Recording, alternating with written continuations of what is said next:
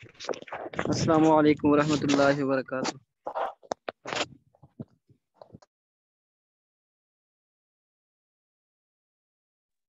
وعلیکم السلام ورحمۃ اللہ وبرکاتہ۔ کیا حال چال ہے؟ حضرت مولانا زاہد خان صاحب کیا حال ہے؟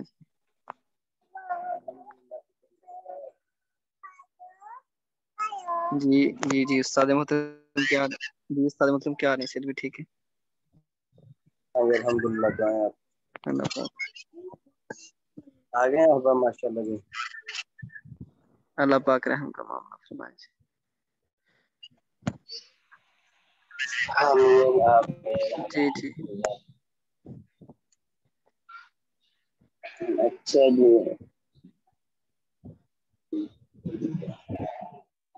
10 منٹ تو ہمارے یوں ہی چل جاتا ہے شروع والا۔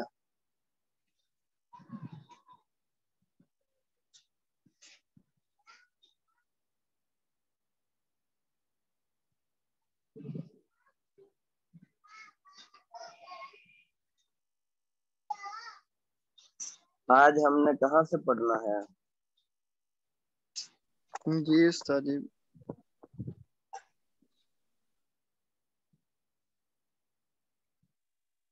قال وتعتبر فی المال، اچھا یہ تو ہم نے پڑھ لیا تھا۔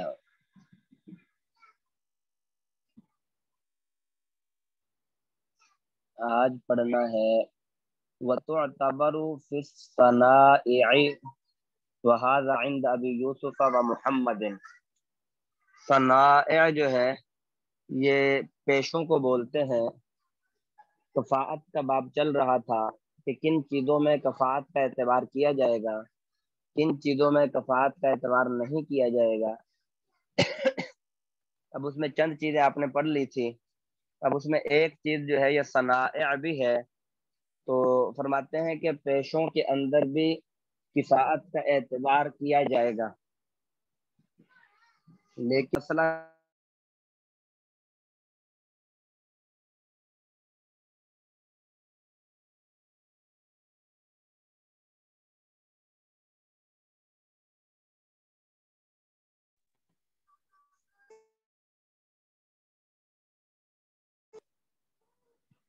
یہ عند ابی یوسف و محمد، یہ امام ابو یوسف اور محمد رحمۃ اللہ علیہ کے ہاں ہے۔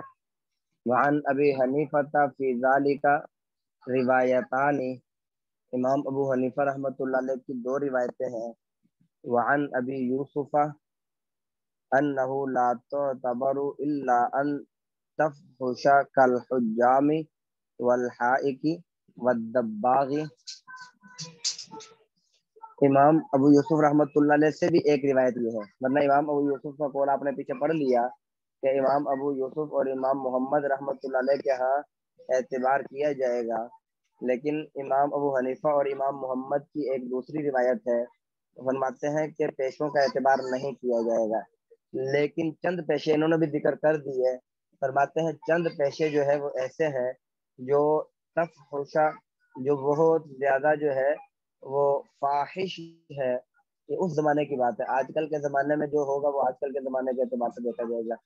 تو انہوں نے اس میں ایک جو ہے یہ ذکر کیا حجام اور والحائک، حائک کہتے ہیں یہ وہ کیا کہتے ہیں، وہ جلائے، جلائے اس کو پنجابی میں کہتے ہیں، اردو میں اس کو تھوڑا کہتے ہیں انصاری۔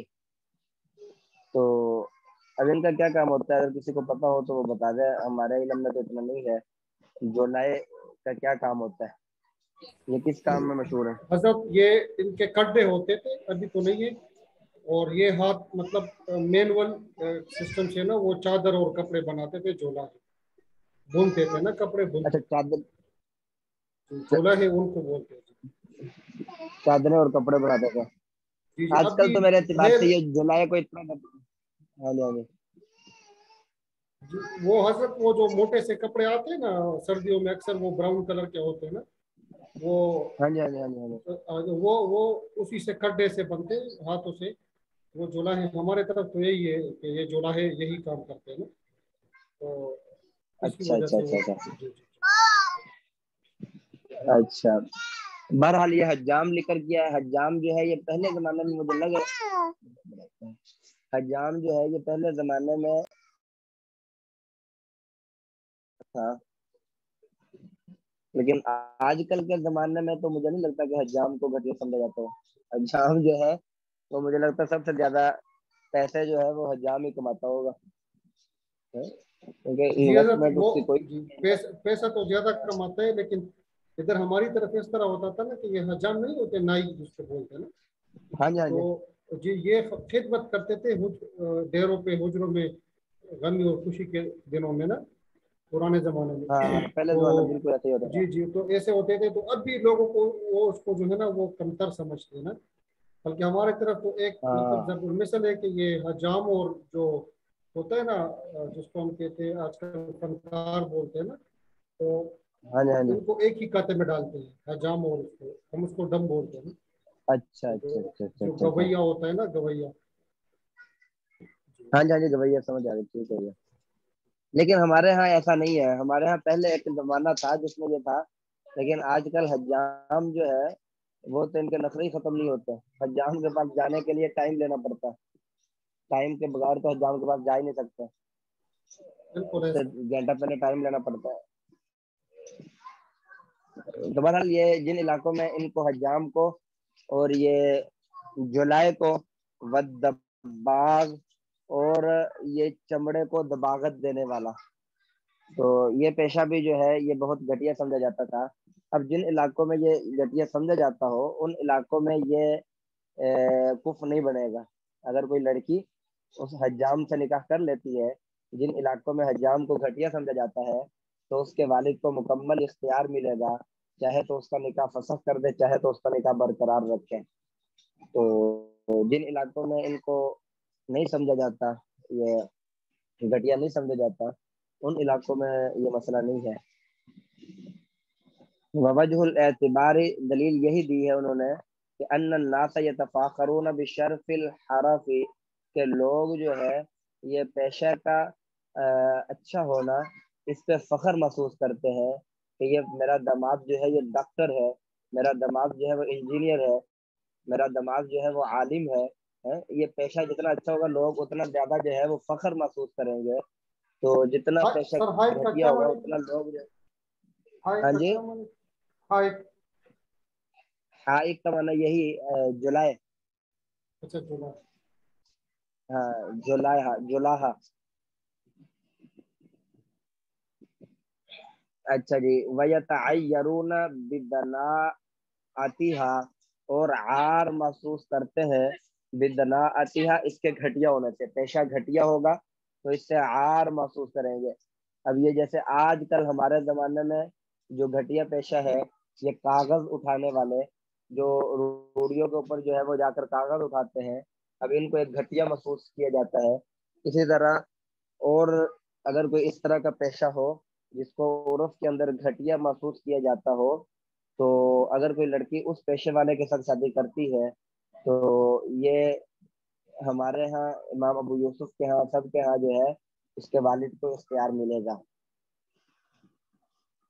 ववजह कौल आखर, अब दूसरा कौल आपने ये पढ़ा है कि पेशे के अंदर कफात का कोई एतबार नहीं है।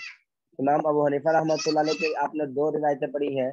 इमाम अबू यूसुफ रहमतुल्लाह अलैह की आपने ये रिवायत पढ़ ली कि पेशे में ला तो तबरु, पेशे का एतबार नहीं किया जाएगा। जैसा मर्जी पेशा है, वो लड़की जिस मर्जी पेशे वाले से शादी कर ले, उसके वालिद को इख्तियार नहीं मिलेगा। उसकी दलील वो क्या देते हैं? वो दलील ये देते हैं कि ये फर्ज ऐन थोड़ा पेशा, जो मिसाल के तौर पे अब ये जो बाज हमारे यहाँ कोई कौमें होती हैं वो मशहूर होती हैं किसी फन में, जैसे हमारे पाकिस्तान में गुज्जर जो है, अब ये गुज्जर गाय का दूध निकालना और गाय का इसके अंदर मशहूर है। और मुगल जो है, ये मुगल अब लोहे का काम करने में मशहूर है, जिसको लोहार भी कहा जाता है। तो ये लोहे का काम करने में मशहूर है। और जैसे ये आपने ये जुलाहे की बात पढ़ ली, ये कपड़े वगैरह का काम करने में, तो हमारे यहाँ जो है ये मुगल के लिए लाजिम नहीं है कि वो लोहे का ही काम करे।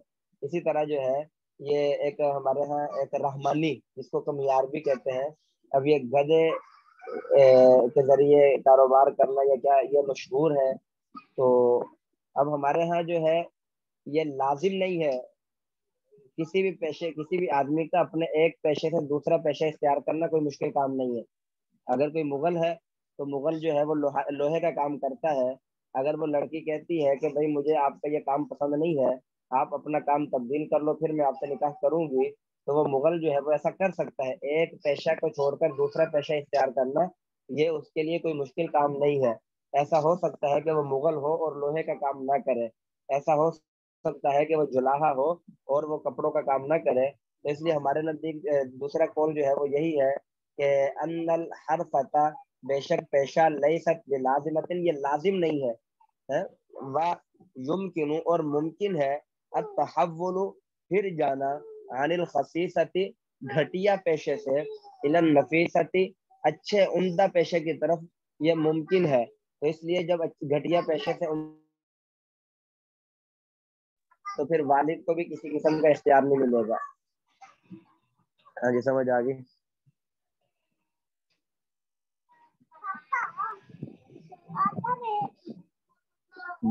دونوں دلیلوں کی سمجھ آ گئی ہے؟ جی حضرت۔ اچھا جی۔ جی حضرت۔ قال وَإِذَا تَزَوَّجَتِ الْمَرْأَةُ وَنَقَصَتْ عَنْ مَهْرِ مِثْلِهَا فَلِلْأَوْلِيَاءِ الاعتراض۔ اچھا جی، آپ نے مہر کے بارے میں پڑھ لیا کہ مہر کے اندر بھی عورت کے ورثاء کو اختیار ملے گا، یعنی کہ مہر میں بھی اس کا اعتبار کیا جاتا ہے کفایت کا۔ اب یہاں سے مسئلہ یہ ہے، صورت مسئلہ پہلے سمجھ لیں پھر انشاءاللہ کتاب سے ترجمہ کریں گے، کہ ایک آدمی نے ایک عورت سے نکاح کیا، اب وہ نکاح کے اندر اس نے مہر تو اچھا خاصا لکھوا دیا، لیکن اب وہ عورت جو ہے وہ نقصت عن مہر مثلیہا، پھر اس عورت نے اپنے مہر مثلی سے کم کر دیا۔ اس عورت کا مہر مثلی جو ہے وہ 1,00,000 روپے بنتا تھا مثال کے طور پر، اب وہ اس عورت نے اپنے مہر مثلی سے کم کر کے 50,000 روپے جو ہے وہ مہر طے کروا دیا، یعنی کہ 50,000 پہ راضی ہوگی، اپنا مہر کم کروا دیا۔ تو اب فرماتے ہیں کہ فَلِلْأَوْلِيَاءِ اعتراض عَلَيْهَا، بس ولی کو اس عورت پر اعتراض کرنے کا مکمل حق ہے، عند ابی حنیفہ، امام ابو حنیفہ کے نزدیک، حتی یتم لہا مہر مثلیہا، یہاں تک کہ وہ آدمی پورا مہر کر دے، اس کا جو مہر مثلی ہے 1,00,000 روپے بنتا ہے، وہ پورا 1,00,000 روپے مہر کر دے، او یفارقہا، یا پھر ان کے درمیان جدائی ڈال دی جائے گی۔ یہ مسئلہ امام ابو حنیفہ کے نزدیک ہے۔ وقال، صاحبین فرماتے ہیں، لیس لہم ذالک، یہ مسئلہ اس طرح نہیں ہے، وهذا الوضع انما يصح على قول محمد رحمہ اللہ تعالی على اعتبار قوله المرجوع الیہ فی النکاح بغیر الولی۔ امام محمد رحمۃ اللہ علیہ کے ہاں فرما رہے ہیں کہ یہ صورت مسئلہ ولی کے اجازت کے بغیر، ولی کا جو ہے اجازت کے بغیر نکاح کرنے میں امام محمد رحمۃ اللہ علیہ کے قول کو مرجوع کو معتبر ماننے پر فرماتے ہیں ان کی ہاں یہ صحیح ہے۔ اچھا، اس کا مطلب آپ کو ترجمہ نہیں سمجھ آئے گا، آپ کو یاد ہوگا کہ ہم نے کتاب کے شروع میں ایک مسئلہ پڑھا تھا، اگر وہ مسئلہ یاد ہوگا تو آپ کو اس عبارت کی تشریح جو ہے وہ بہت اچھے طریقے سے سمجھ آ جائے گی۔ وہ میں دوبارہ مسئلہ دہرانے لگا ہوں تاکہ یہ مسئلہ ہمیں سمجھ آ جائے۔ کتاب کے شروع میں ہم نے یہ مسئلہ پڑھا تھا کہ ایک باقرہ بالغہ آزاد لڑکی اپنے ولی کی اجازت کے بغیر نکاح کر سکتی ہے یا نہیں کر سکتی، اس میں ہم نے اختلاف پڑھا تھا۔ اس میں ہم نے 3 قول پڑھے تھے۔ ایک قول ہم نے یہ پڑھا تھا ہمارے نزدیک وہ عورت، امام ابو حنیفہ کے نزدیک وہ عورت ولی کی اجازت کے بغیر اپنا نکاح کر سکتی ہے۔ امام شافعی رحمۃ اللہ علیہ کے نزدیک اگر کسی کو یاد ہو تو ہم نے یہ قول پڑھا تھا کہ امام شافعی کے نزدیک وہ عورت ولی کی اجازت کے بغیر بالکل بھی نکاح نہیں کر سکتی۔ وہاں الفاظ یہ تھے بعبارات النساء، عورتوں کی عبارات کے ساتھ امام شافعی کے نزدیک نکاح ہوتا ہی نہیں ہے۔ اگر کسی کو یاد ہو تو وہاں امام محمد رحمۃ اللہ علیہ کا قول بھی ایک پڑھا تھا۔ امام محمد رحمۃ اللہ علیہ کا قول ہم نے یہ پڑھا تھا کہ امام محمد رحمۃ اللہ علیہ کے نزدیک ولی کی اجازت کے بغیر اگر عورت نے نکاح کر لیا تو وہ عورت کا نکاح موقوف ہو جائے گا، ولی کی اجازت پر موقوف ہو جائے گا۔ بعد میں اگر ولی نے اجازت دے دی تو وہ نکاح منعقد ہو جائے گا، اور اگر ولی نے اجازت نہیں دی تو وہ نکاح ختم ہو جائے گا۔ یہ مسئلہ سمجھ آ گیا؟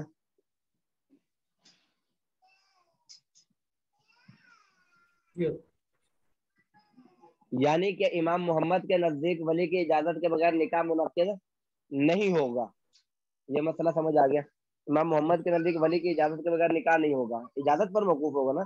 اب یہاں دیکھیں صورت مسئلہ میں آپ نے پڑھ لیا کہ اگر عورت نے اپنا نکاح ولی کی اجازت کے بغیر کر لیا، وہ نقصت عن مہر مثلیہا، اور وہ عورت نے اپنا مہر مثلی سے کم کر دیا، تو امام ابو حنیفہ کے نزدیک اس کا مہر مثلی سے کم کرنا جائز ہے، صاحبین کے نزدیک جائز نہیں ہے۔ بات سمجھ آئیے؟ جو میں بات سمجھانا چاہ رہا ہوں وہ سمجھ آئیے؟ جی کیا سمجھانا چاہ رہا ہوں؟ کتاب کے شروع میں تو امام محمد نے فرمایا کہ ولی کی اجازت کے بغیر عورت کا نکاح ہی نہیں ہے۔ اب نہیں یہاں امام محمد رحمۃ اللہ علیہ فرماتے ہیں کہ اگر کوئی عورت ولی کی اجازت کے بغیر نکاح کر لے تو اس کا نکاح تو درست ہے، مہر مثلی سے کم کرنا جائز نہیں ہے۔ ایک جگہ تو فرما رہے نکاح ہی جائز نہیں ہے، دوسری جگہ فرما رہے مہر مثلی سے کم کرنا جائز نہیں ہے۔ اگر نکاح جائز نہ ہوتا امام محمد کے نزدیک تو بھائی مہر مثلی سے کم کرنا تو بطریق اولا جائز نہ ہوتا، اس کا نکاح ہی درست نہیں ہے تو مہر کس بات کا؟ لیکن یہاں امام محمد رحمۃ اللہ فرماتے ہیں کہ مہر مثلی سے کم کرنا اس کے لیے درست نہیں ہے۔ مطلب یہ ہے، اس عبارت سے مطلب یہ سمجھ آ رہا ہے کہ امام محمد کے نزدیک ولی کی اجازت کے بغیر عورت نکاح کر سکتی ہے، ولی کی اجازت کے بغیر عورت نکاح کر سکتی ہے۔ اب یہی فرما رہے ہیں کہ یہاں جو یہ قول ہے، اس قول کا اعتبار کرتے ہوئے یہ قول مرجو سمجھا جائے گا، یعنی کہ ہم یہ سمجھیں گے کہ امام محمد رحمۃ اللہ علیہ نے اپنے سابقہ قول سے رجوع کر لیا تھا۔ پہلے امام محمد کے نزدیک مسئلہ وہی تھا کہ ولی کی اجازت کے بغیر نکاح نہیں کر سکتے۔ اب یہ قول سے تو یہ بات واضح 100% واضح ہو رہی ہے کہ عورت ولی کی اجازت کے بغیر نکاح کر سکتی ہے امام محمد کے قول کے مطابق۔ تو لہٰذا ہم یہی سمجھیں گے کہ یہ قول جو ہے یہ رجوع ہے الیہ فی نکاح بغیر الولی، بغیر ولی کے نکاح کرنے کے بارے میں۔ وقد صح ذالک، اور یہی صحیح قول ہے، یعنی کہ صحیح قول یہی ہے کہ امام محمد نے رجوع کر لیا تھا۔ وہذا شہادت صادقۃ علیہ، اور یہ جو آپ نے عبارت پڑھ لی یہ شہادت، یہ شہادت ہے صادقۃ، سچی شہادت ہے علیہ امام محمد پر۔ اگر امام محمد کا رجوع نہ ہوتا تو امام محمد یہ قول کو ذکر ہی نہ کرتے، بلکہ امام محمد رحمۃ اللہ علیہ فرماتے ہیں کہ بھئی ان کا نکاح درست نہیں ہے تو مہر کم کرے یا پورا کرے تو درست کہاں سے ہو سکتا ہے؟ مہر پورا مہر مثلی بھی دے دے تب بھی ان کا نکاح درست نہیں ہو سکتا اگر پہلے قول کو دیکھے تو اس لیے فرما رہے ہیں کہ یہاں اس قول کے اندر جو ہے شہادت صادقۃ علیہ، یہ سچی شہادت ہے امام محمد رحمۃ اللہ علیہ کے نزدیک۔ بہرحال یہ ایک علیحدہ بات آ گئی تھی۔ اب اصل مسئلے کی طرف واپس آ جائے۔ اصل مسئلہ جو ہے وہ آپ یہ پڑھ رہے ہیں کہ عورت مہر مثلی سے کم کر سکتی ہے یا نہیں کر سکتی۔ لہما ان ما زاد علی العشرۃ حقها، فرماتے ہیں صاحبین کی دلیل یہ ہے کہ وہ عورت کم کر سکتی ہے۔ دلیل یہ ہے کہ زاد علی العشرۃ حقها، اصل مہر کی مقدار جو ہے وہ 10 درہم ہے۔ 10 درہم تو شریعت کا حق ہے، 10 درہم سے جو زیادہ مہر ہے وہ خالصتاً عورت کا حق ہے۔ جب وہ عورت کا حق ہے تو عورت کی مرضی ہے کہ وہ پورا معاف کر دے، عورت کی مرضی ہے وہ آدھا معاف کر دے، یہ تو عورت کی مرضی ہے نا۔ ولی کو اعتراف کا حق کہاں سے ملے گا؟ وہ تو وہ عورت کا حق ہے، عورت نے اپنے حق میں سے معاف کیا۔ ومن اسقط حقہ، اور جب وہ عورت ساکت کر دے اپنے حق کو، یعنی کہ سارا کا سارا مہر معاف کر دے، تو فرماتے ہیں کہ لا یعترض علیہ، تو ولی کو اعتراض کرنے کا حق نہیں ہے بعد تسمیہ، تسمیہ کے بعد۔ یعنی کہ اگر وہ عورت 2 لاکھ روپے مہر لکھوا لیتی ہے، لکھوانے کے بعد وہ سارا کا سارا مہر معاف کر دیتی ہے، تب ولی کو اعتراض نہیں ہے۔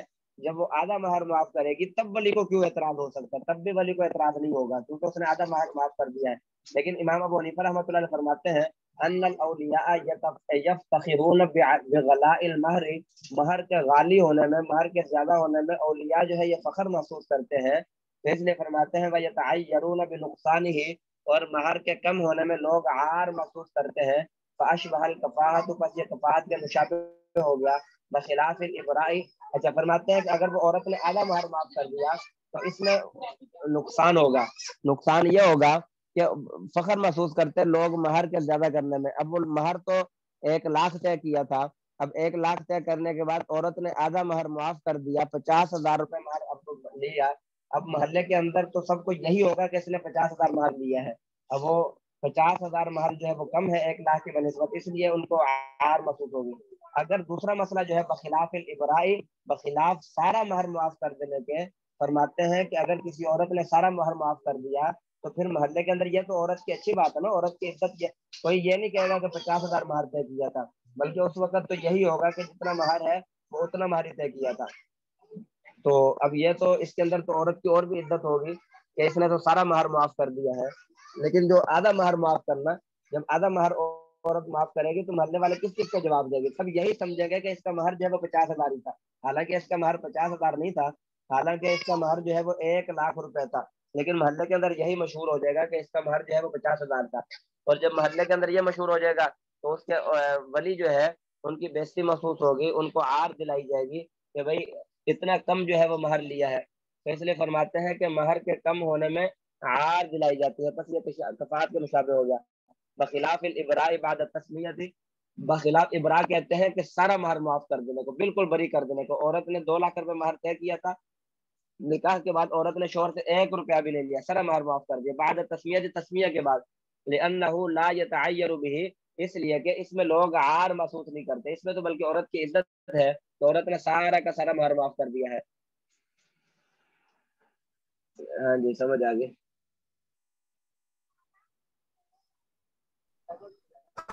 یہ جی بعد تسمیہ کے کیوں کہا حضرت؟ یعنی حضرت بعد تسمیہ سے مراد یہ ہے کہ نکاح کے وقت جو مہر طے کیا تھا اس کو کہتے ہیں مسمہ.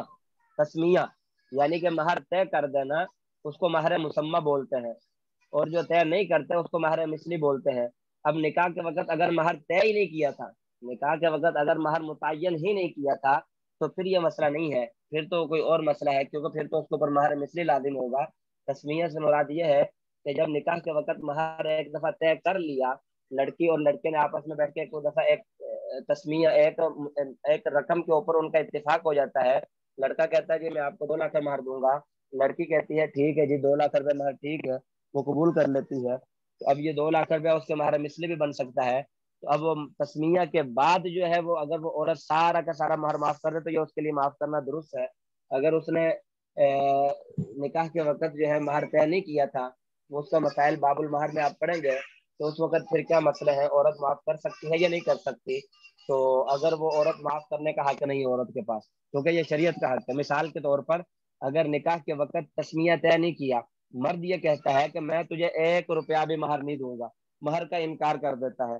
اب عورت کہتی ہے ٹھیک ہے جی مجھے قبول ہے, میں تمہیں سارا مہر معاف کر دیتی ہوں, طے نہیں کیا. اب یہ کرنا درست نہیں ہے, یہ عورت کے لیے سارا مہر معاف کرنا درست نہیں ہے, کیونکہ یہ شریعت کا حق ہے. ایک دفعہ آپ کو طے کرنا پڑے گا, ایک دفعہ آپ کو طے کرنا پڑے گا, لڑکی اور لڑکے کو بیٹھ کے طے کرنا پڑے گا.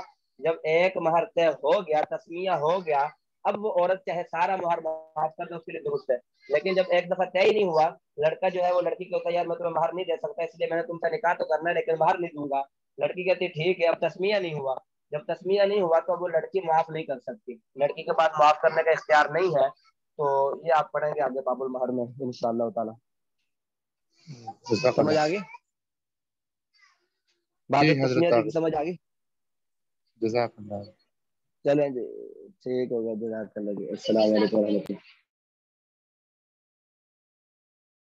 وعلیکم السلام. وعلیکم السلام ورحمۃ اللہ وبرکاتہ.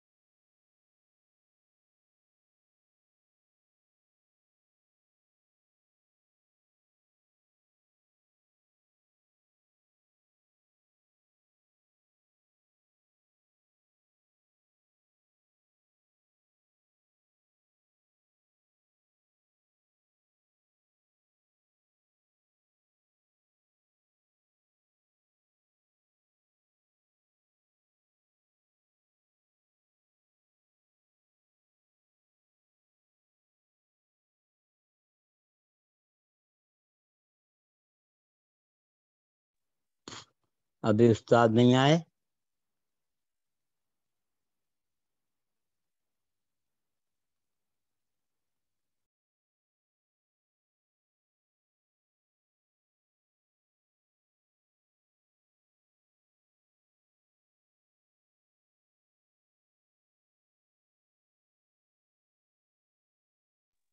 نہیں آئے حضرت شیخ صاحب.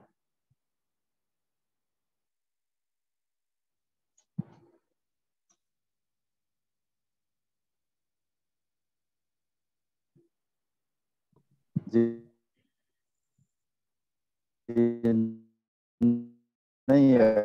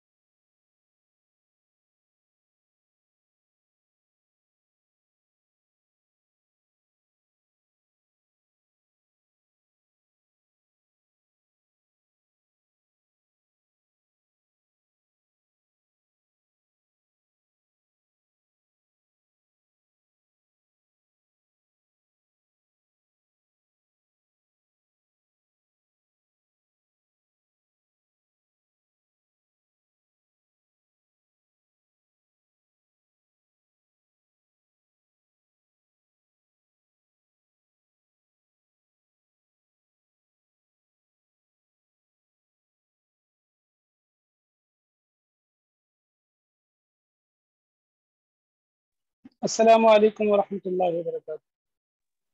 وعلیکم السلام ورحمۃ اللہ وبرکاتہ. کیسے اداس بیٹھے ہو حضرات؟ انتظار کر رہے ہیں حضرت. الانتظار اشد من جی. الموت. اتنا سخت کام سب کر رہے ہو آپ لوگ. سب چپ کر کے بیٹھے ہیں. ہم نے سوچا چلے. میں نے کہا چلے شاید مجھے آواز نہیں آ رہی، حضرت نہیں آیا ابھی تک. چلے آپ کو پھر بلواتے ہیں. شرح قائد پڑھیں پھر. یہ گھنٹہ کس کا ہے یہ والا؟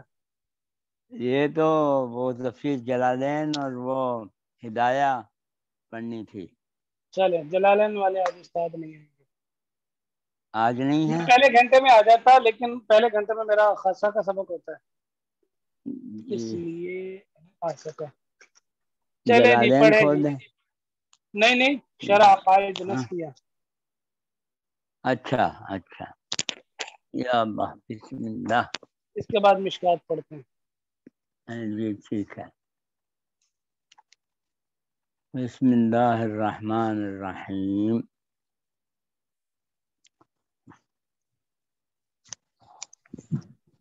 مولانا ناصر صاحب چھٹی پر ہیں؟ وخلافتہم، اور ان کی خلافت. جی کیا فرمایا؟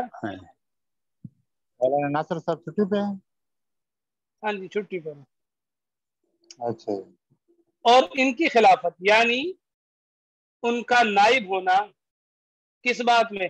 رسول اللہ صلی اللہ علیہ وسلم سے نائب ہونا دین کو قائم کرنے میں.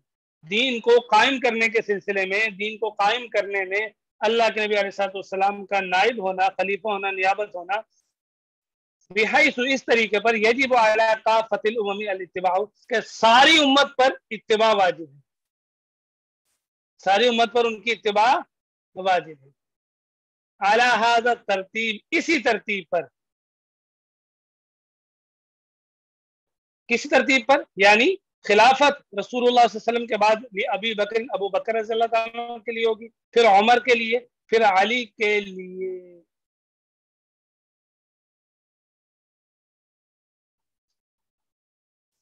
پھر عثمان کے لیے، پھر علی کے لیے. کیوں بھئی ایسا کیوں؟ وذالک، اور اس وجہ سے کہ صحابہ تحقیق و متفق ہوئے، جمع ہوئے رسول اللہ صلی اللہ علیہ وسلم کی وفات کے دن بنی سعدہ کے کس میں؟ ثقیفہ بنی سعدہ میں. ثقیفہ کہتے ہیں چبوترے کو، یعنی بنی سعدہ کے چبوترے کے میں. اچھا جی، وہ حضرت ذرا فون آ گیا تھا اس لیے میں. اچھا کوئی بات نہیں. واستقر رأیہم، اور ان کی رائے ٹک گئی، جم گئی ایک جگہ پہ، بعد المشاورتی، مشاورت اور منازعات کے بعد. منازعات کہتے ہیں تھوڑی تھوڑی آپس میں اختلاف رائے ہوا، تو میں ہوئی ذرا سی.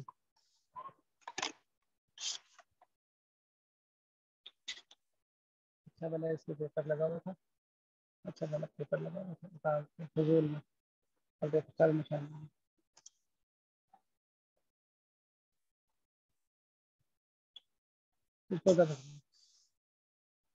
اچھا جی، علی خلافت ابی بکر، ابو بکر رضی اللہ عنہ کی خلافت پر کیا ہو گئے؟ سب متفق ہو گئے.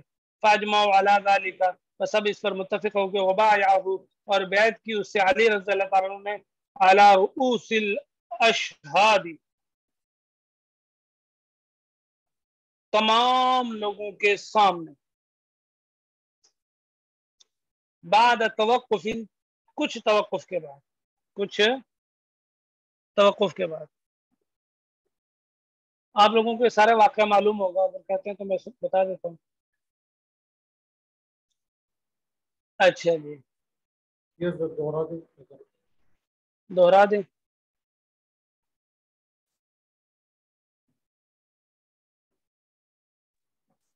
اللہ کے نبی علیہ السلام کی جب وفات ہوئی نا،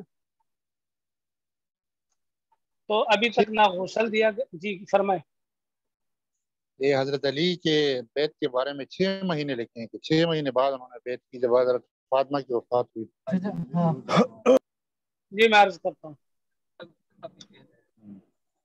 اچھا، تو ابھی تک نہ غسل دیا گیا، نہ تکفین ہوئی، نہ تدفین ہوئی، کچھ بھی نہیں ہوا تھا.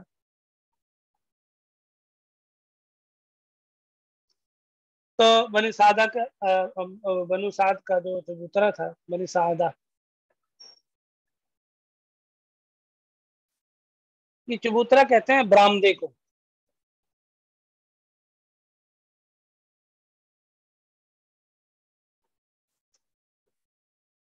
اب یہاں اس میں وہاں سارے انصار جمع ہوئے، اور وہ کس سے بیعت کرنا چاہتے تھے؟ سعد بن عبادہ، ان سے بیعت کرنا چاہتے تھے، ان پر بیعت کرنا چاہتے تھے. تو وہی مہاجرین بھی جمع ہو گئے، ابو بکر اور عمر بھی وہاں تشریف لے گئے رضی اللہ عنہ. تو ابو بکر نے فرمایا الائمۃ من قریش، یہ حدیث پیش کی.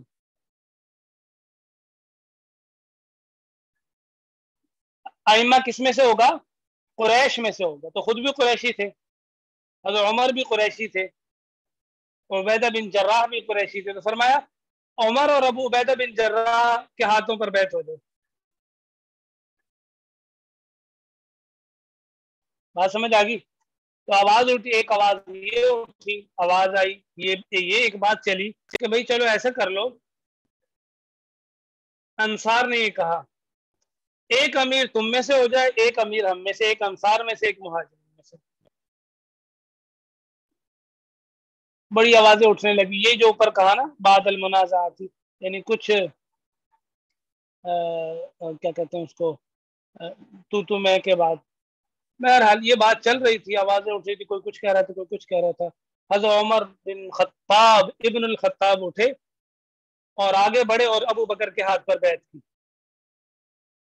جب انہوں نے بیعت کی تو مہاجرین نے بھی بیعت کی، پھر انصار نے بھی بیعت کی. پھر ابو بکر رضی اللہ تعالیٰ عنہ ممبر پر چڑھے اور دیکھا تو حضرت زبیر رضی اللہ تعالیٰ کو نہیں پایا، انہیں بلوایا چونکہ اللہ کے نبی صلی اللہ علیہ وسلم کی پھوپھی زاد بھائی تھے، اور فرمایا کیا سب نے بیعت کر لی تو کیا آپ مسلمانوں کے اس اتحاد کو، اجتماع کو توڑنا چاہتے ہو؟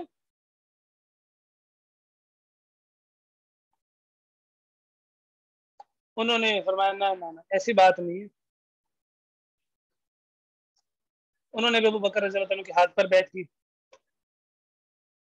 پھر حضرت ابو بکر نے پھر نظر دوڑائی تو حضرت علی رضی اللہ تعالیٰ کو نہ پایا، ان کو بلوایا، ان سے بھی وہی بات رکھی تو حضرت علی نے بھی ان کے ہاتھ پر بیعت کی۔ تو اس طرح ابو بکر صدیق رضی اللہ عنہ کی خلافت پر سب کا اتفاق و اجماع ہو گیا۔ جی زاہد بھائی کیا فرمانا چاہ رہے تھے آپ؟ جی حضرت آواز نہیں آ رہی آپ کی۔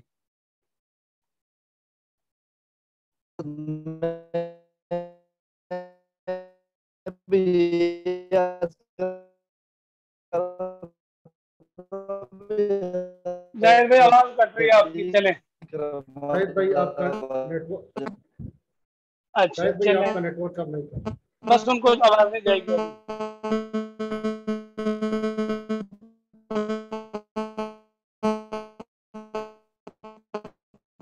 حضرت میوٹ کر دیں۔ میوٹ کیا ہے لیکن یہ میوٹ بھی کافی دیر میں ہوگا، جس کا نیٹ ورک کا مسئلہ ہو نا وہ جلدی میوٹ بھی نہیں ہوتا۔ چلیں، تو جو شاہین بھائی فرما رہے ایک قول یہ بھی ہے کہ حضرت علی نے حضرت فاطمہ کی وفات سے 6 ماہ بعد بیعت کی۔ امام بہقی رحمۃ اللہ علیہ نے جو روایت کیا ہے وہ فرماتے ہیں تھوڑا سا وقفہ ہوا تھا، اللہ کے نبی علیہ السلام کو غسل دینے میں جو تاخیر ہوئی نا اس وجہ سے وہ وقفہ ہوا تھا، بس اتنا ہی وقفہ پایا گیا۔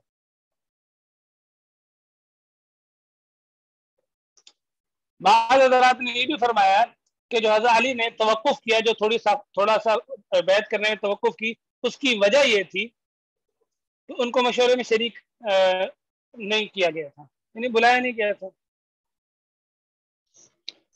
حضرت شیعہ اس کو اس مسئلے کو اچھالتے ہیں کہ کیا ضرورت پڑی تھی، حضور صلی اللہ علیہ وسلم ابھی کی تدفین نہیں ہوئی تھی اور وہ جو ہے امامت کے لیے یا خلافت کے لیے بیعت کرنے جا رہے تھے، اس کا اتنی کیا جلدی جواب کیا دیں؟ تھی؟ دیتا ہوں میں آخر میں اس کا جواب دے دیتا ہوں۔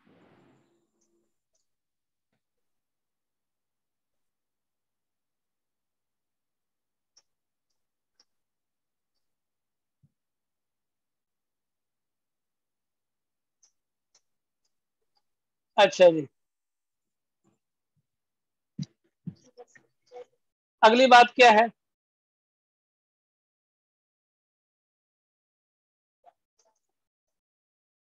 اس کی دلیل انہوں نے یہ عرض کی، بعض روایات کے اندر یہ بھی ملتا ہے، بعض تاریخی روایات یا واقعات کے اندر کہ شریک نہیں کیا گیا تھا اس وجہ سے۔ تو ایک دن ابو بکر رضی اللہ عنہ کے پاس آیا اور کہا کہ میں آپ کی افضلیت کو بھی مانتا ہوں، آپ کو خلافت کا مستحق بھی مانتا ہوں،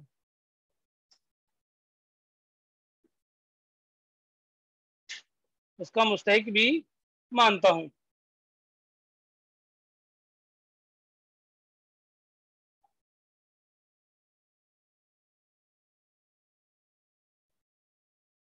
لیکن مسئلہ یہ ہے کہ ہم میں اللہ کے نبی صلی اللہ علیہ وسلم کا رشتہ دار ہوں، آپ نے بنی سعدہ کا جو چبوترا تھا وہاں مشورہ کیا اور مجھے بلوایا نہیں، اگر آپ ہمیں بھی بلوا لیتے تو ہم بھی آپ کے ہاتھ پر بیعت کر لیتے۔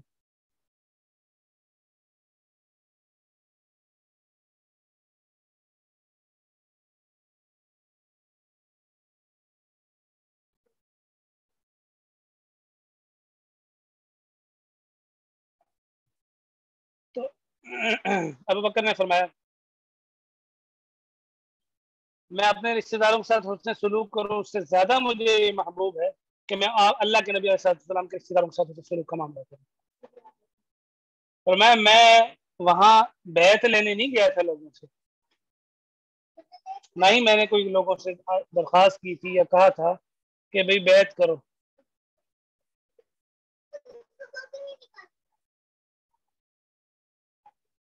لیکن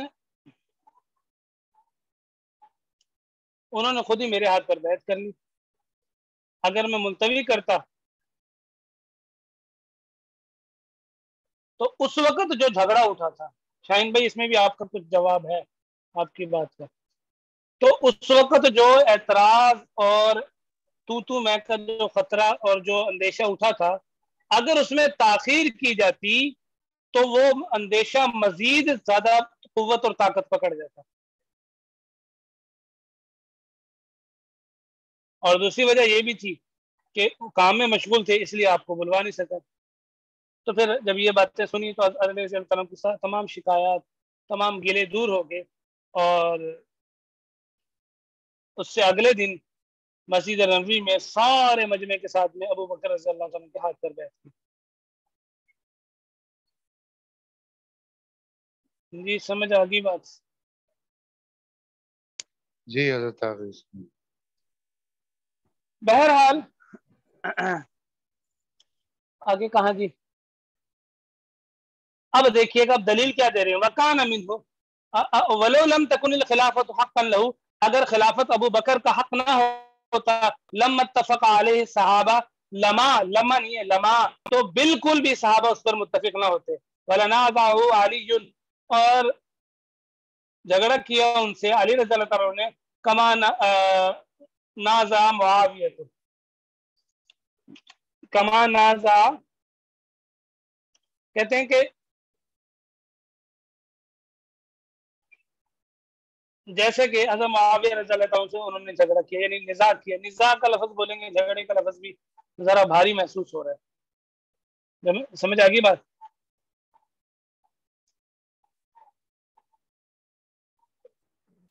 جس طرح شاہین بھائی نے عرض کیا نا کہ یہ جو کل بھی آپ نے فرمایا تھا کہ ادھر یہ مولانا علامہ تفتازانی سے جو ہے نا وہ شیعہ کی دعا رہی ہے، تو یہ بھی مطلب وہ ادھر اشارہ کر رہے ہیں نا کہ حضرت علی رضی اللہ عنہ کو اعتراض تھا نا،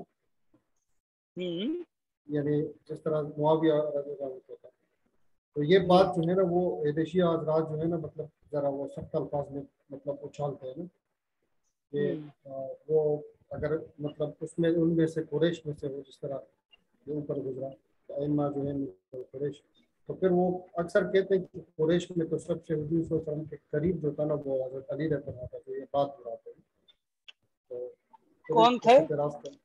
شیعہ نا پہلے تو شیعہ. ہاں جی، آپ کے بعد درمیان میں تھوڑی سی کم ہو جاتی ہے. جی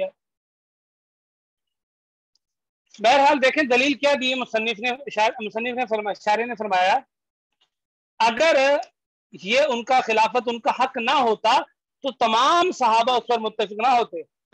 صحابہ کے بارے میں اللہ کے نبی نے کیا فرمایا؟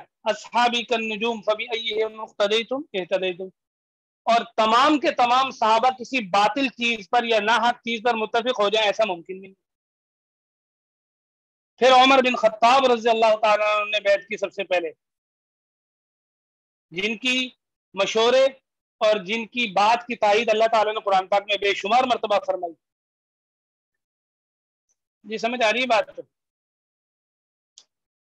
تو تمام صحابہ اس پر اتفاق نہ کرتے، کیونکہ اس وقت صحابہ ہی تو ساری امت تھے. امت کون تھے؟ صحابہ تھے نا. لا تجتمع امتی علی الضلالہ، میری امت گمراہی پر کبھی جمع نہیں ہوگی. تو امت جس اس وقت جو موجود تھے وہ ساری امت تھی. بہرحال اچھا جی، وَلَا احْتَجَّ عَلَيْهِمْ، اور حضرت علی صحابہ پر کے خلاف دلیل قائم کرتے، یعنی انہوں نے جو حضرت ابو بکر سے بیعت کی ان پر دلیل قائم کرتے. لو کان فی حق نص، اگر حضرت علی کے حق میں کوئی نص موجود ہوتی. کما زعمت الشیعہ، تو جیسے کہ شیعوں نے دعویٰ کیا. شیعہ کیا دعویٰ کرتے ہیں کہ حضرت علی کے حق میں نص موجود ہے، اور وہ ان کی من گھڑت نص ہیں، من گھڑت بنائی ہوئی احادیث ہے. وَكَيْفَ يَتَصَوَّرُ فِي حَقِّ أَصْحَابِ رسول صلی اللہ علیہ وسلم، سنتے جائیے گا اور بھی اعتراض دور ہوتے جائے گا. اور کہہ رہے ہیں کہ کیسے تصور کیا جا سکتا ہے فی حق اصحابی، اللہ کے رسول صلی اللہ علیہ وسلم کے صحابہ کے بارے میں الاتفاق علی الباطل کہ وہ سب باطل پر متفق ہو جائیں گے، کسی غلط چیز پر متفق ہو جائیں گے، وترک العمل بالنص اور نص ہوتی تو وہ نص کو چھوڑ دیتے اور باطل چیز پر جمع ہو جاتے. یہ تصور ممکن ہے؟ ممکن نہیں ہے تصور بالکل. اچھا ثم ان ابا بکر، پھر ابو بکر رضی اللہ عنہ جو مایوس ہو گیا اپنی زندگی سے تو بلایا عثمان رضی اللہ تعالیٰ کو، عمل علیہ کتاب عہدہ، اور ان پر لکھوایا اپنے عہد کی جو کتاب تھی، وصیت نامہ تھا، وہ ان سے لکھوائی، املا کروائی. اچھا جی. فلما کتبا، پس جب انہوں نے لکھ لیا، ختم الصحیفہ، تو وہ جو لکھا ہوا صحیفہ تھا اس پر مہر لگا دی، واخرجها الى الناس، اور اس کو لوگوں کے سامنے لے گئے، لوگوں کی طرف نکالا، اور حکم دیا، وامرهم، اور حکم دیا، ان یبایعوا، کہ وہ لوگ بیعت کریں اس شخص کی جو صحیفے میں ہے. فبایعوا، پس وہ انہوں نے بیعت کی، سارے لوگوں نے بیعت کی، یہاں تک کہ وہ حضرت علی کے پاس سے گزرا، انہوں نے فرمایا بایعنا لمن فیہا، ہم بیعت کرتے ہیں اس شخص کی جو اس میں ہے، وَإِن كَانَ عمر، اگرچہ وہ عمر ہو. وبالجملہ، بہرحال، وقع الاتفاق علی خلافتی، تو عمر کی خلافت پر بھی اتفاق ہو گیا. ثم استشہد عمر، پھر جب حضرت عمر رضی اللہ عنہ کو شہید کر دیا گیا. وترک الخلافۃ شورى بین ستۃ، اور انہوں نے خلافت کو کس 6 آدمیوں کی شورا کے درمیان چھوڑا تھا. وہ 6 آدمی کون تھے؟ اس میں عثمان، علی، عبد الرحمن بن عوف، طلحہ بن زبیر، سعد بن وقاص. ثم فوض الامر خمسۃهم الى عبد الرحمن بن عوف. اچھا جی. پھر انہوں نے کیا کیا؟ پھر ان میں سے جو 5 تھے انہوں نے ان میں سے 5 نے عبد الرحمن بن عوف کی طرف معاملے کو سپرد کر دیا، اور ورضوا بحکمی، اور وہ اس کے فیصلے پر راضی ہو گئے. جو 5 رہ گئے تھے باقی کون؟ عثمان، علی، عبد الرحمن طلحہ، زبیر، سعد بن وقاص رضوان اللہ علیہم اجمعین. انہوں نے کہا جو عبد الرحمن بن عوف فیصلہ کریں گے نا وہی ہم مانیں. فاختار عثمان، بس انہوں نے حضرت عثمان رضی اللہ تعالیٰ عنہ کو چن لیا، اختیار کر. اچھا جی. کہاں چلا گیا؟ وبایعوا، اور اس سے بیعت کی تمام صحابہ کی موجودگی میں، بس صحابہ نے بھی بیعت کی. وانقادوا لاوامرہ، اور انہوں نے ان کے اوامر کی پیروی کی. ان کے اوامر کی کیا کی؟ صحابہ نے پیروی کی. وصلوا معه الجمعہ والاعیاد، اور حضرت عثمان کے ساتھ صحابہ نے جمعہ اور عیدیں پڑھی. فکان اجماعاً، پس یہ صحابہ کا اجماع ہو گیا. ثم استشہد، پھر جب وہ شہید کر دیے گئے. وترک الامر مہملا، اور معاملہ محمل چھوڑ دیا گیا، یعنی کوئی بھی اس کا وارث نہیں تھا. فاجمع کبار المہاجرین والانصار، پھر جو مہاجرین اور انصار میں سے جو بڑے مہاجر تھے انہوں نے حضرت علی پر اتفاق کیا، وہ متفق ہو گئے. والتمسوا منہ، انہوں نے درخواست کی ان سے قبول الخلافت، خلافت کی قبول کرنے پر. وبایعوہ، اور ان سے بیعت کی. لما کان افضل اہل عصرہ، کیونکہ وہ اپنے زمانے کے والوں میں اس وقت سب سے افضل تھے اور سب سے لائق تھے. کس کے؟ سب سے مناسب تھے خلافت کے. وما وقع من المخالفات،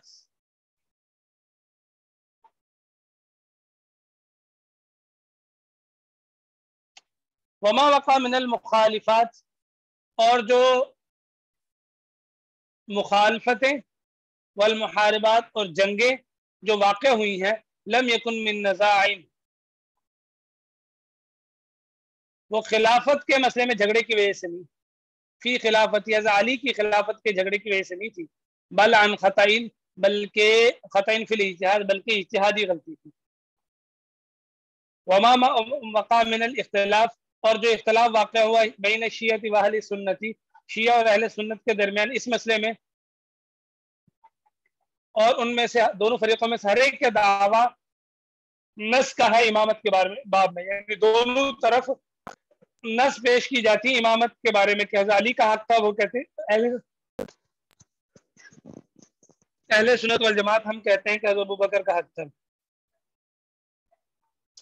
وإراد الأسئلة والأجوبة من الجانبين،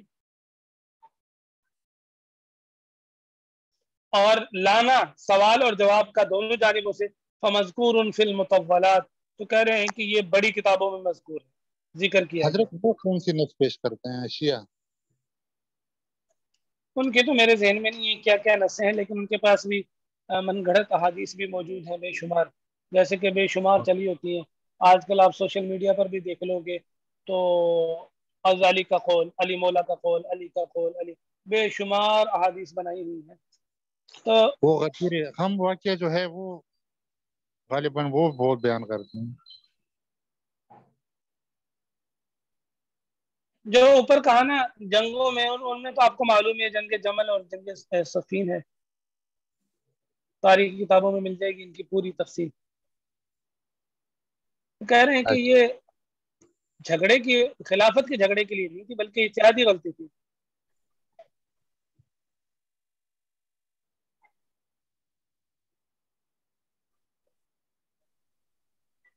اب جو حضرت معاویہ اور حضرت عائشہ رضی اللہ تعالیٰ کی جماعت تھی، وہ چاہتی تھی کہ حضرت عثمان کا جو قتل ہوا اس کا قصاص لیا جائے، جلدی فوراً لیا جائے۔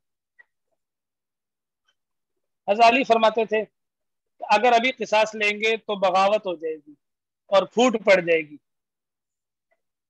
وہ کہتے تھے، وہ فرماتے تھے کہ جب تک خلافت قائم نہ ہو جائے، خلافت کے اندر استحکام نہ ہو جائے، اس وقت تک کسی کو بھی کچھ نہ کہا۔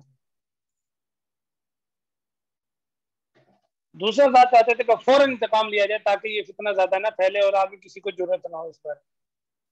تو وہ بھی حق پر تھے، یہ بھی حق پر تھے، لیکن یہ اجتہادی غلطی تھی۔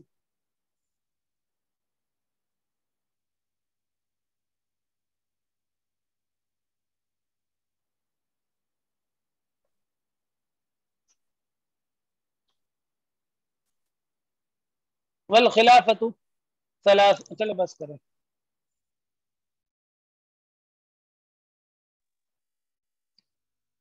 حضرت ایک اور عرض کروں میں، جی جی فرمائیں فرمائیں۔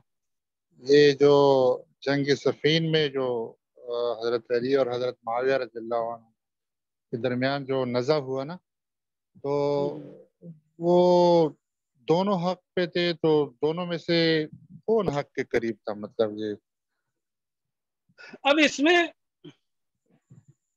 حضرت علی کی جو خلافت ہے وہ تو حق پر تھی، اس میں تو کوئی جھگڑا نہیں تھا، اس میں تو کوئی وہ نہیں تھا۔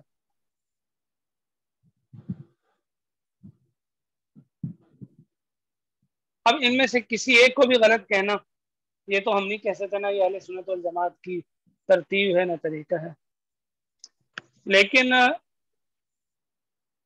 حضرت معاویہ اور حضرت عائشہ، حضرت معاویہ کا جو جماعت تھی ان سے اجتہادی غلطی ہوئی۔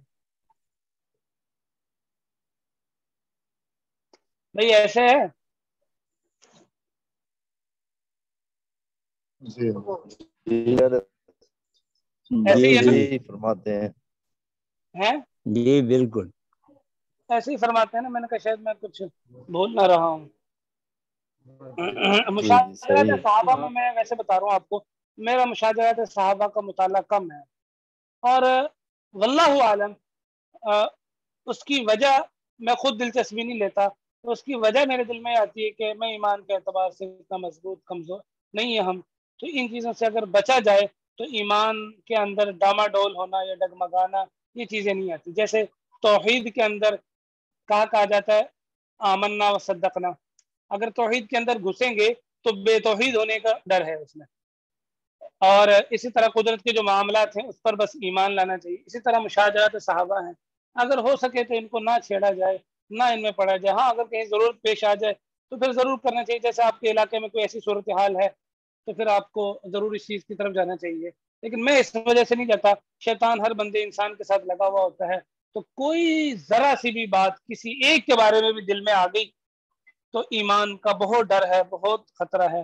اس لیے کوشش ہوتی ہے کہ بس یعنی اس لیے یعنی یوں سمجھ لیں کہ اس وجہ سے میرا مطالعہ اس بارے میں زیادہ نہیں رکھتا، نہیں ہوں میں خود زیادہ نہیں رکھتا، ورنہ سوالات تو اس بارے میں بہت سارے ہوتے تھے، پہلے بھی ہوتے تھے اور ابھی کرتے رہتے ہیں ساتھی، تو سارے دن مسائل وغیرہ پوچھتے ہیں، آپ حضرات کو تو معلوم ہی ہے، تو بس وہ پھر یہ ہے۔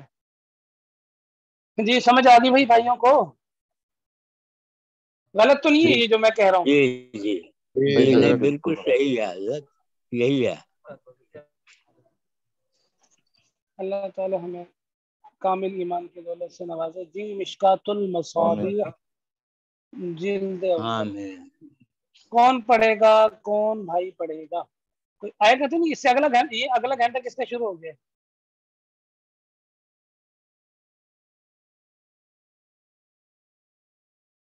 یہ گھنٹہ کس کا تھا آپ کا؟ یہ جو حضرت آپ نے گھنٹہ لیے یہ مولانا ناصر صاحب کا تو، اور یہ اب بھی مولانا ناصر صاحب کا۔ یہ ابھی بھی ناصر صاحب کا ہے؟ جی جی، اس کے جی بعد جی چلیں پڑھیں پھر پڑھیں۔ کون بھائی پڑھے گا؟ پڑھیں گی شاباش۔ عن صفوان ابن عسال، یہی والی حدیث ہے نا؟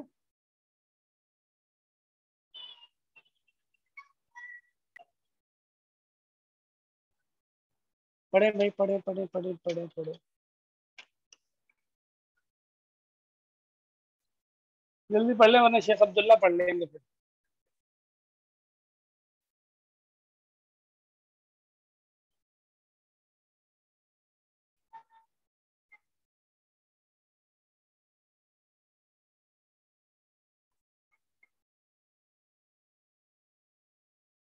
جی ہاں، کوئی پڑھ رہا ہے یا میں پڑھوں پھر؟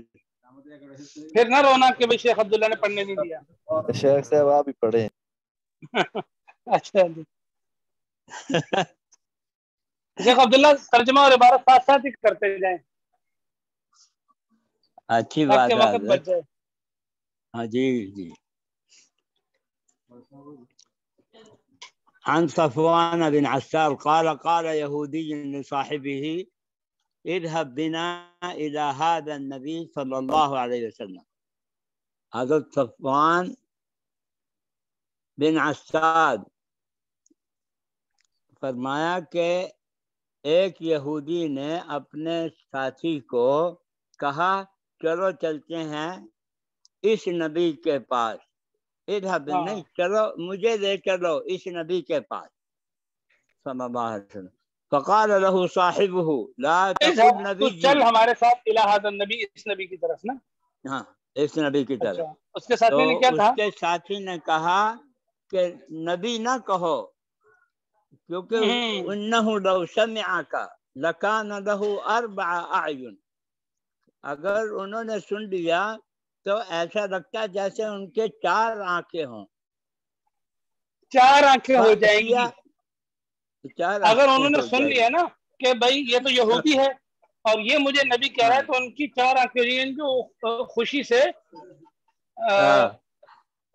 یعنی کہ جیسے کہتے ہیں نا پھولے نہیں سما رہا، یا خوشی سے وہ تو ان کی آنکھیں 2 کے 4 ہو جائیں گی، یہ ایک جملہ بولا جی جاتا ہے نا۔ جی ہاں۔ چلے، فاتیا رسول اللہ صلی اللہ علیہ وسلم، تو وہ آئے حضور صلی اللہ علیہ وسلم کے پاس، فسألہ عن 9 آیات بینات، تو انہوں نے کہا کہ 9 آیتیں بینات بتاؤ۔ فقال رسول اللہ صلی اللہ علیہ وسلم لا تشرکوا باللہ شیئا ولا تسرقوا ولا تزنوا ولا تقتلوا النفس التي حرم الله الا بالحق ولا تمشوا ببريء إلى ذي سلطان ليقتله ولا تسحروا ولا تأكلوا الربا ولا تقذفوا محصنة ولا تولوا الفرار يوم الزحف وعليكم خاصة اليهود ألا تعدوا في السبت۔ تو انہوں نے 9 آیتیں بینات پوچھی گئی، تو حضور صلی اللہ علیہ وسلم نے کہا کہ اللہ سے شرک نہ کرو، لا تشرکوا باللہ شیئا، ہرگز اللہ کے ساتھ کوئی شریک نہ بناؤ، ولا تسرقوا، اور کوئی چوری نہ کرو، ولا تزنوا، اور زنا نہ کرو، ولا تقتلوا النفس التي حرم اللہ الا بالحق، اور کسی نفس کو مارنا بغیر حق کے نہ مارو، ولا تمشوا ببریء الی ذی سلطان لیقتلہ، اور نہ ایسا بری آدمی کو لے کے چلو سلطان کے پاس تاکہ اسے مار دے۔ جو ببریء سے مراد یہ ہے کہ گناہ گار جو نہ ہو تو اس کو سلطان کے پاس لے جا کے قتل نہ کرواؤ، ولا تسحروا، اور جادو نہ کرو، ولا تاکلوا الربا، اور ربا نہ کھاؤ، ولا تقذفوا محصنات، اور نہ ہی پردے والی عورت کو पर्दे वाली औरत को बुरा ना कहो। वला तुवल्लुल फिरारा यौम ज़हफ़, और ना जंग से भागो, लूटो या भागो। वालेकुम खासतल यहूद, खास तौर पे ये यहूदियों को है कि वो हफ्ते अल्लाह तादू फी सब्त, के हफ्ते के दिन का ये हजरत अल्लाह यानी तादू से क्या मुराद तुम है? पर खास तौर पे यहूद, यानी कि हाँ। तुम पर खास तौर पे ये चीज जरूरी है, ये लाजिम है कि कि हफ्ते अल्लाह के दिन ना, ताला की धरती के हाथ से तजावुज ना करो हफ्ते वाले दिन। हाँ। काला बताओ करो भाई, फकब्बला आप में से कोई भी साथी पढ़ रहा हो ना, कोशिश किया करें हाँ। मैं कम बोलूं, काला आप लोग ज्यादा फकब्बला बोलो। यदैहि, जी काला फकब्बला यदैहि व रिजलैहि, तो उन्होंने तो कहा, उन्होंने दोनों ने हजूर सल्लल्लाहु अलैहि वसल्लम के हाथ भी चूमे और पांव भी चूमे।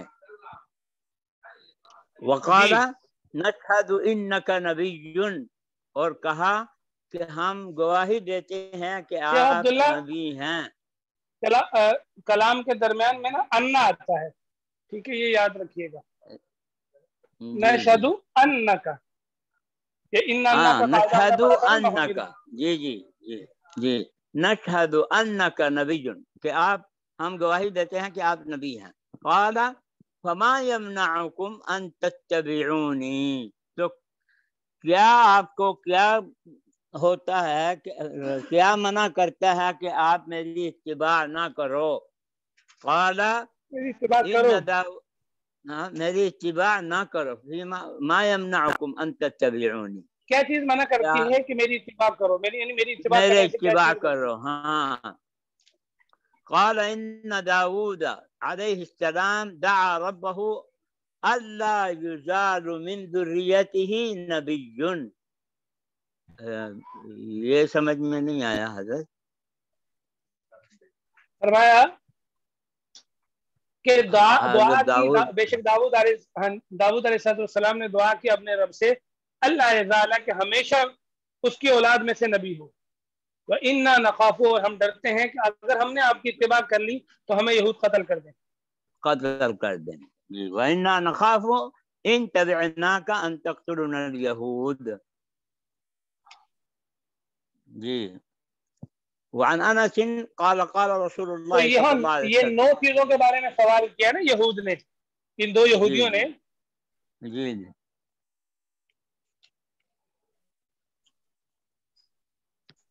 अल्लाह के नबी अलैहिस्सलाम ने उनको जवाब दे दिया। अब बात फरमाते हैं उलमा के, या तो इन्होंने इन्हीं चीज का सवाल किया था, या इन्होंने हज़रत मूसा अलैहिस्सलाम के जो 9 मौजज़ात थे ना उनके बारे में सवाल किया था। हाँ जी, क्या चीज है?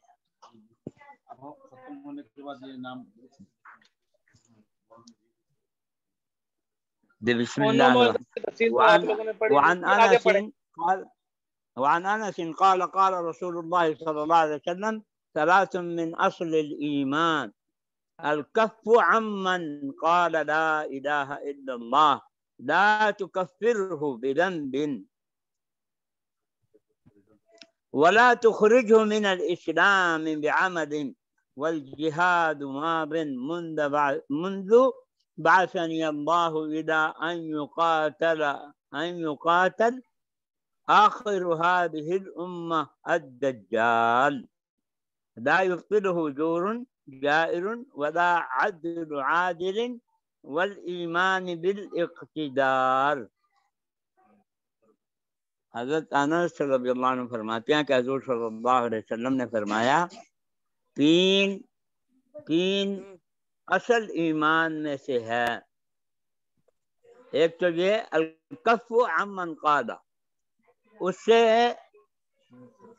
ہٹ جاؤ جو کہے رک جاؤ، رکنا ہے اس شخص سے جو کہے لا الہ الا اللہ، جو کہے لا الہ الا اللہ، اور اس کو اس کی گناہ کی وجہ سے اس کو کفر نہ فتوا لگاؤ، یا کافر نہ کہو، اور نہ ہی اسلام سے خارج کرو، اس کسی کام عمل کی وجہ جو سے وہ کام جس کسی عمل کی وجہ سے. اور والجہاد ماض منذ بعثني الله الى ان يقاتل آخر هذه الامه الدجال. اور جہاد ہمیشہ رہے گا جب سے اللہ نے مجھے بعثت دی، یہاں تک کہ آخری جو قتال ہوگا اس امت کا وہ دجال کے ساتھ ہوگا. لا يبطله جور جائر ولا عدل عادل والایمان والاقتدار. یہ اس کا نہیں آیا سمجھ عدل. اس کو نہ ظالم کا ظلم روک پائے گا جہاد کو اور نہ عادل کا عدل. ہاں جور جائر. ہاں ٹھیک سمجھ ہے. آ گئی. جی ولا عدل عادل والایمان بالاقدار. یہ اس سے کیا مراد ہوا والایمان ہے؟ بالاقدار، تقدیر پر ایمان لانا. تقدیر پر. اچھا. اب یہ بڑی اہم حدیث ہے، یہ بڑی اہم حدیث ہے جو ہم لوگوں نے شرح عقائد کے اندر پڑھا نا. وہاں جو ہم نے پڑھا تھا کہ مرتکب کبیرہ دائرہ اسلام سے خارج ہوتا ہے یا نہیں ہوتا، تو وہاں کتنے مذہب پڑھے تھے ہم نے؟ جی بہت تین پڑھے سارے. تھے نا. ایک حسن بصری کے مذہب کو اگر ہٹا دیں تو 3 پڑھے تھے نا. اہل سنت والجماعت کا جی اور معتزلہ کا. اہل سنت والجماعت کا کیا ہے کہ کبائر کرنے والا جو ہے وہ جنت میں جائے گا بالآخر، اور کافر نہیں ہے. بار کیا کافر نہیں ہوگا، کافر نہیں ہوتا، اس کو سزا ملے گی، سزا ملے گی. ہاں اچھا. خوارج کہتے ہیں کہ وہ دائرہ اسلام سے خارج ہو جائے گا. جی ہاں. اور معتزلہ کیا کہتے ہیں؟ منزلۃ بین المنزلتین. ایسے ہی تھا، یہ لفظ تھے نا غالباً. وہ منزلۃ بین المنزلتین، وہ درمیان میں ہٹ جائے گا، نہ مسلمان رہے گا نہ کافر رہے گا. آواز آ رہی میری آپ لوگوں کو؟ ٹھیک. ہاں جی. اچھا. اب یہاں کا لا تکفرہ بذنب، کسی گناہ کی وجہ سے اس کو کافر مت قرار دے. تو خوارج جو تھے ان کی تردید ہو گئی. وہ کیا کہتے ہیں؟ کبیرہ گناہ کرنے سے بندہ دائرہ اسلام سے خارج ہو جاتا. تو اللہ کے نبی کہہ رہے ہیں کہ گناہ کی وجہ سے نہیں ہو. دیکھیں بھائی، اگر کوئی مسلمان ہو، یعنی اگر کوئی بندہ کافر ہے، وہ نیک اعمال کرے، اس کو مسلمان کہہ سکتے ہیں ہم؟ نہیں بھائی نیک اعمال تو کر رہا ہے، وہ نیک عمل کی وجہ سے اس کو کافر نہیں کہا جا سکتا جب تک کہ وہ توحید کا اقرار نہ کرے، تصدیق قلبی اور اقرار لسانی نہ پائے گا. اسی طرح بے عینی ایسے ہی جب کوئی مسلمان گناہ کرے گا تو اس کو اس کی گناہ کی وجہ سے کافر نہیں کہا جا سکتا. یہ بات سمجھ آ گئی بات؟ تو خوارج کی خلاف یہ حدیث بن گئی، لا تکفرہ بذنب، کسی گناہ کی وجہ سے کافر نہیں کہنا اس کو. آگے کیا فرمایا؟ ولا تخرجوا من الاسلام سے. ہاں، کسی کی وجہ سے، کسی کام کی وجہ سے اس سے اسلام سے خارج نہ کہو. تو وہ کیا کہتے ہیں؟ دائرہ اسلام سے خارج ہو گیا، کافر ہوا یا نہیں؟ کافر نہیں ہوا، درمیان میں پھنس گیا. ان کی بھی تردید ہو گئی کہ عمل کی وجہ سے، کوئی بھی عمل چاہے کبیرہ ہو، اس کی وجہ سے بندہ دائرہ اسلام سے خارج نہیں ہوتا. آگے جی.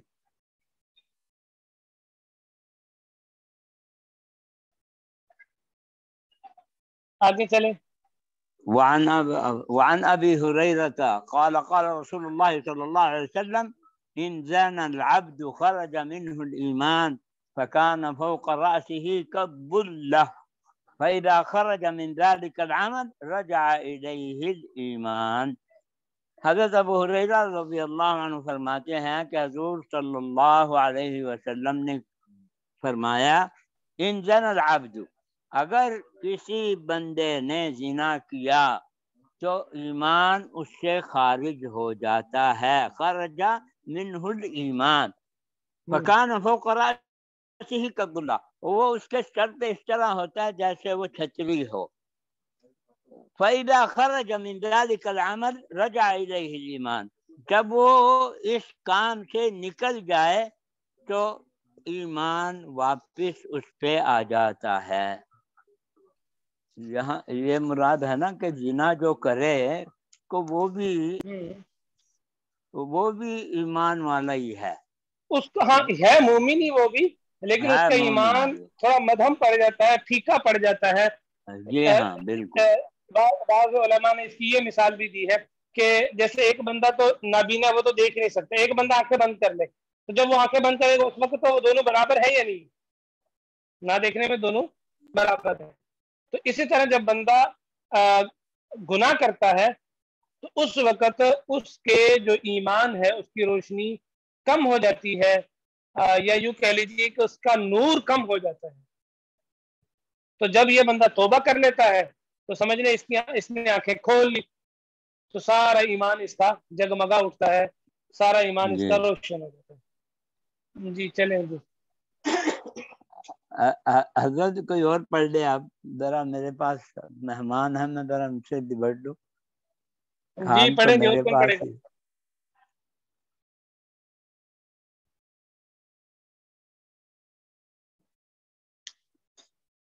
پڑھیں جی، کون پڑھے گا؟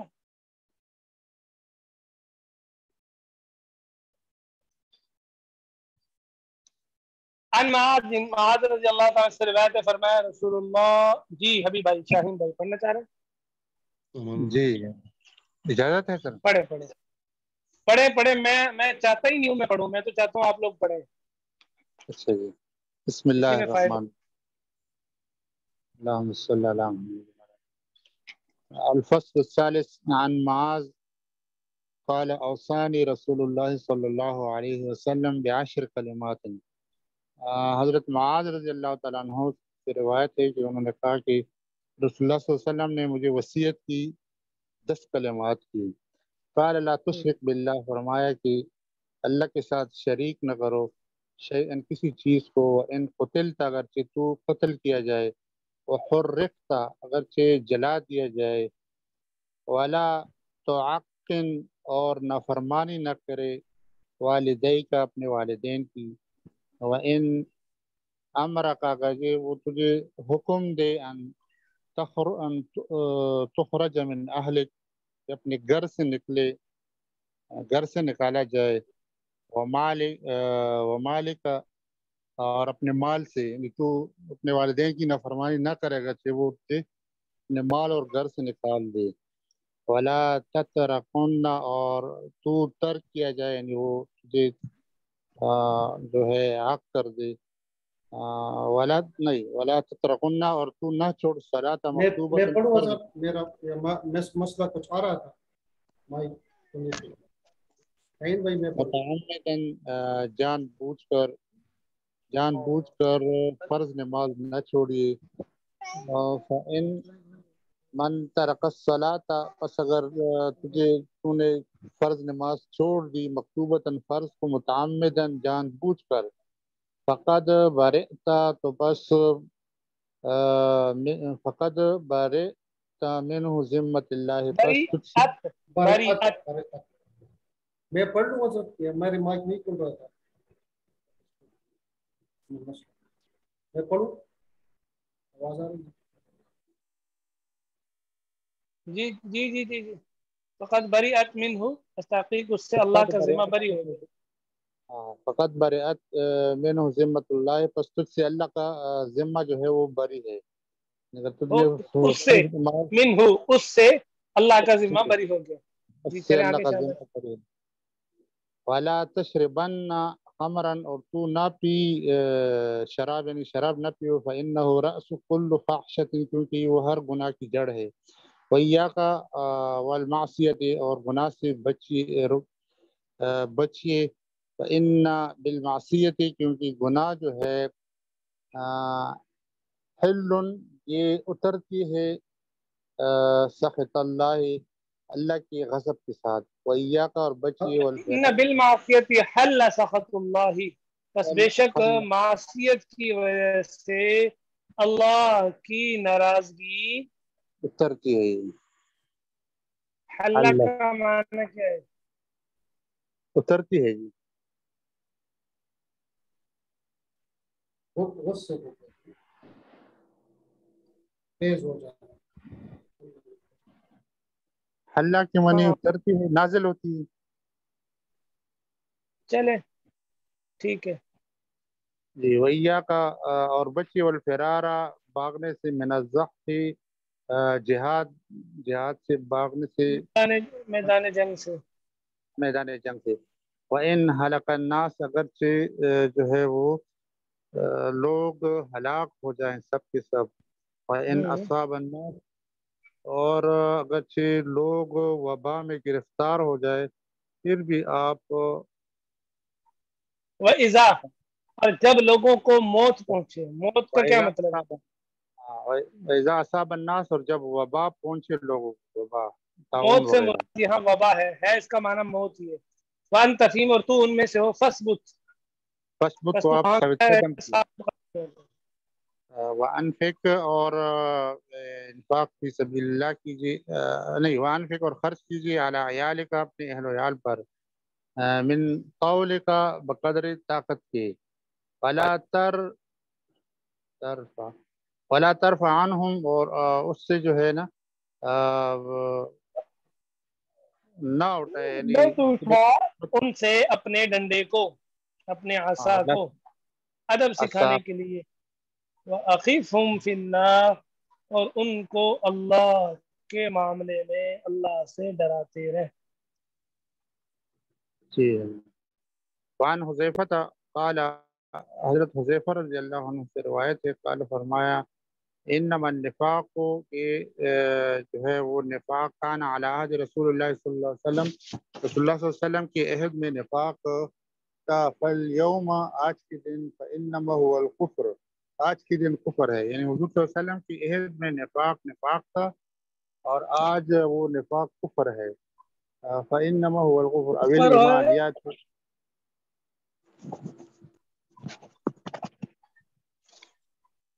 یعنی جو خرچ کرنے کا حکم تھا نا،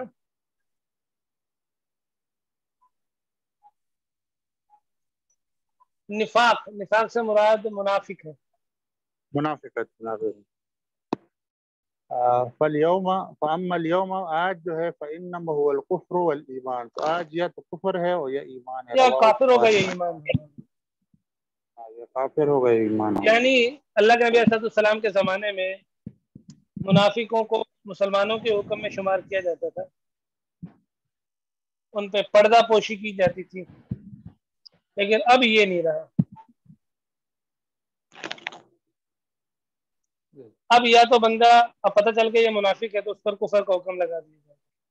اب یہ بندہ مسلمان ہوگا یا کافر ہوگا، ان دونوں میں سے کسی ایک چیز پر ہی باقی رہے گا.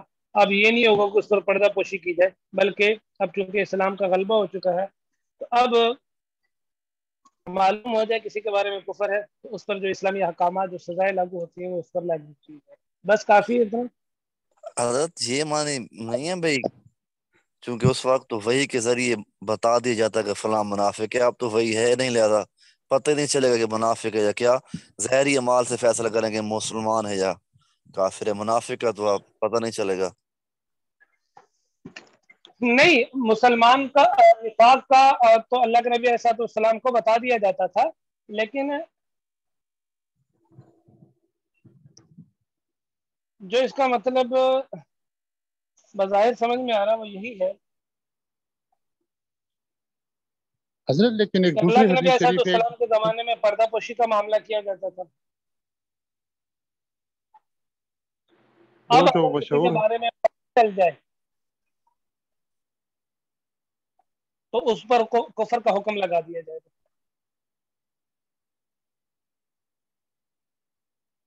اور جو مطلب آپ بیان کر رہے ہیں ممکن ہے وہ بھی ہو. جیسے لکھے نا علماء نے بھی، اب اعتقادی منافق نہیں ہے، عملی منافق ہے. اعتقادی منافق صرف اس وقت تھے. اب چونکہ وہی جو نہیں ہے ہمیں پتہ بھی نہیں چلتا، اس لیے منافق کا ہم نہیں لگا سکتے کسی بھی فتویٰ. ظاہری اعمال کفر والے ہیں تو وہ کافر ہے، اسلام والے ہیں تو مسلمان ہے. یہ بھی ہو سکتا ہے، اگر کہیں لکھا ہے تو یہ بھی ہوگا، پھر یہ بھی بیان کیا جا سکتا ہے. لیکن یہ جو میں بتا رہا ہوں یہ بھی ہے. حضرت یہ مشکات جو ہے دوم میں ہم نے حدیث شریف پڑھی ہے کہ جس میں 4 نشانیاں ہوں گی تو وہ پکا منافق ہے. اس میں ایک جھوٹ ہے اور ایک خیانت ہے اور ایک کذب ہے اور ایک گالی گلوچ ہے۔ اس میں مطلب ہے بتا بھی دیا ہوگا کہ ایسا کیوں کہا گیا کہ یہ ان کی نشانیاں ہیں. منافق کی نشانیاں مسلمان کے اندر پائی جا سکتی ہیں لیکن اس پر نفاق کا حکم نہیں لگایا جائے گا اس بنا پر. اگر کوئی گناہ انسان کے اندر پایا جائے اس گناہ کی بنا پر اس کو کافر کا حکم اس پر نہیں لگایا جائے گا. تو منافق کی نشانیاں مسلمان کے اندر ہو سکتی ہیں. سمجھ آ رہی بات؟ جی لیکن عقیدے کے ہاں جی تو ظاہر بھائی جو بتا اگر وہ ہے تو وہ بھی ہوگا، بالکل ہوگا اور نظر بھی آ رہا ہے بظاہر. لیکن جو میرے ذہن میں آ رہا ہے جو میں نے پڑھا وہ یہی ہے کہ وہاں اللہ کے نبی کے زمانے میں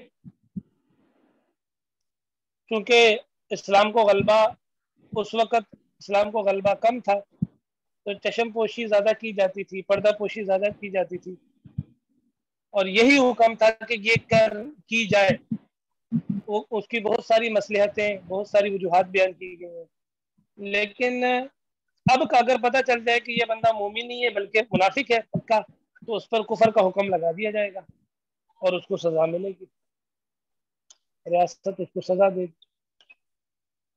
اور جو آپ بتا رہے ہیں وہ بھی ہو سکتا ہے بالکل.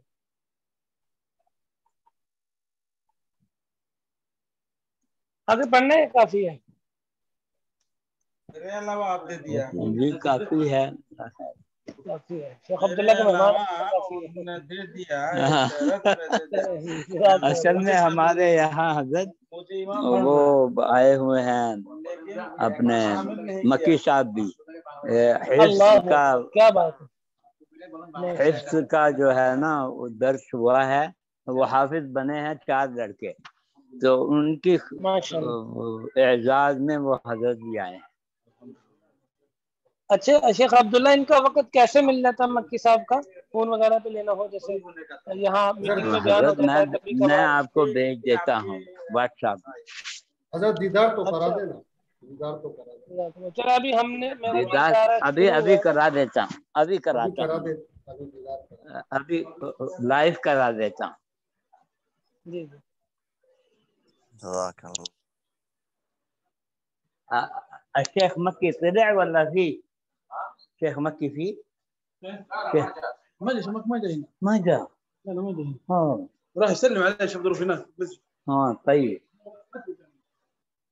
नहीं حضرت وہ کہتے ہیں وہ ماں جا ذرا ماں جا نہیں آئے.